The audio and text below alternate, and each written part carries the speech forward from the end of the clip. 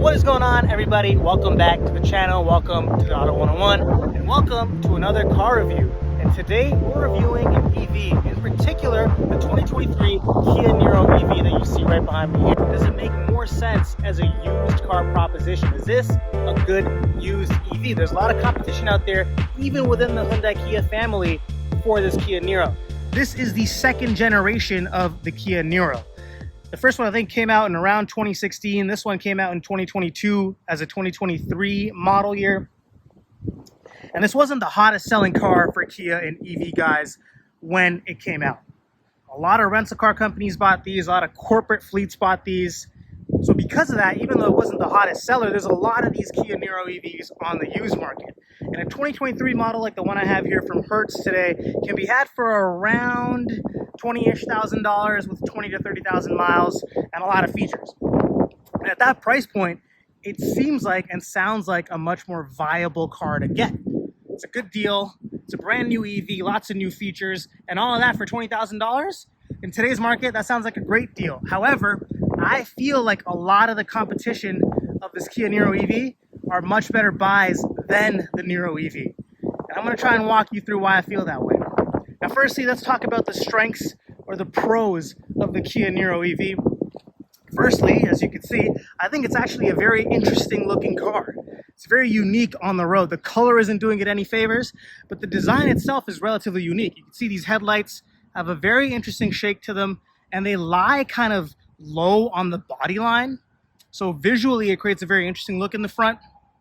There's a faux grille, and the front end treatment as a whole looks kind of alien to other cars in a good way. I don't know, maybe that's just me.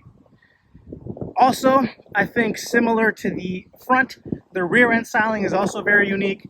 It has these high mounted, what look to be taillights, but the primary taillight unit is actually in the bottom.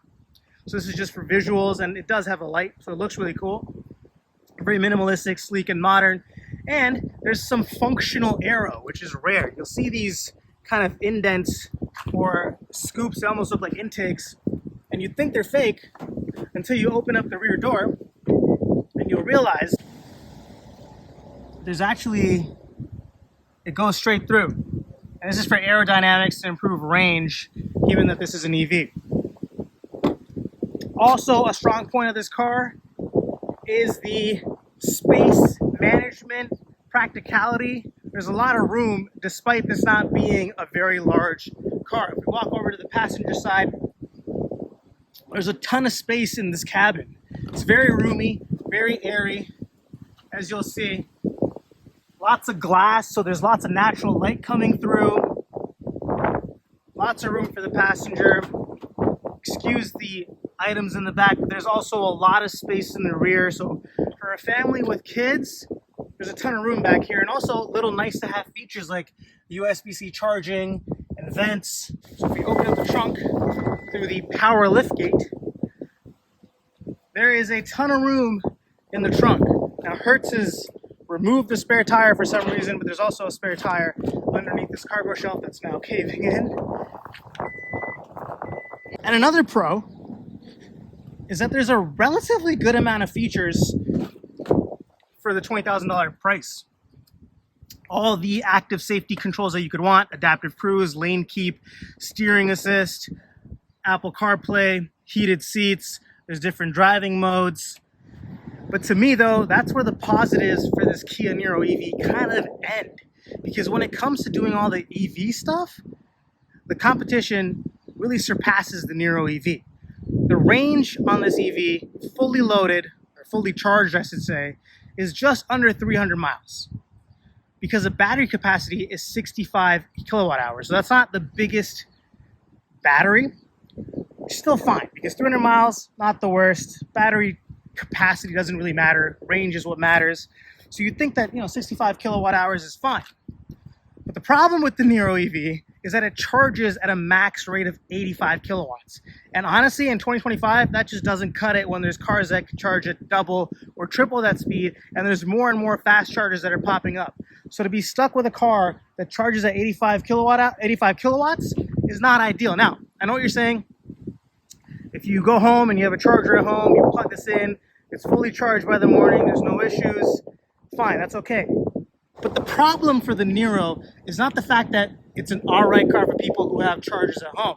The main problem with the Niro is that cars that have those double and triple charging speeds are now at a similar price point to the Kia Niro on the used market. Like I said, a 2023 example of the Niro, like I'm driving here right now, is somewhere around $20,000 with around 20 to 30,000 miles.